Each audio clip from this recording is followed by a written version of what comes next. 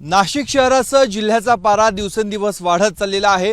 36, 37, 38 अंशावर तापमानाचा पारा एका बाजूला स्थिरावतोय तर दुसऱ्या बाजूला धरणांमधील पाण्याचा साठा हा झपाट्याने कमी होत चाललेला आहे।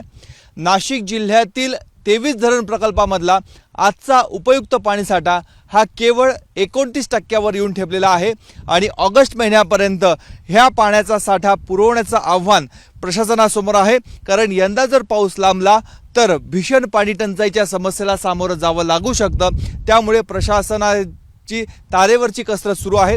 आपण आता नाशिकच्या गंगापूर धरणामध्ये उभा आहोत आणि गंगापूर धरण आपण बघतोय। गंगापूर धरणातला आजचा उपयुक्त पाणीसाठा हा केवळ 40%वर आलेला आहे।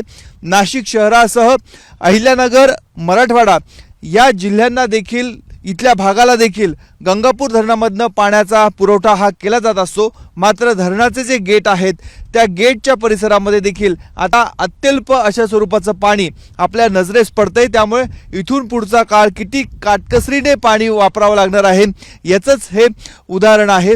त्यामुळे नाशिक महानगरपालिका प्रशासनाच्या वतीने नाशिककरांना पाणी जपून वापरण्याचा सूचना करण्यात आलेल्या आहे। शहराला गंगापूर बरोबरच दारणा धरण आणि मुकणे धरण या दोन धरणांमधून देखील पाणी पुरवठा काही प्रमाणामध्ये केला जातो। मात्र दारणामध्ये 18% तर मुकणेमध्ये साधारणतः 30% पाणीसाठा आहे। या व्यतिरिक्त नाशिक जिल्ह्यातील एकूण 8 धरण प्रकल्पांमध्ये 10%पेक्षा कमी पाणीसाठा आहे।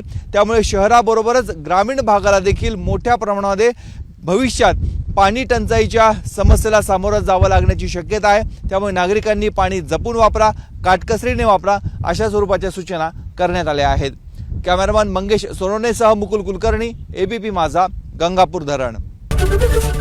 एबीपी माझा, उघडा डोळे बघा नीट।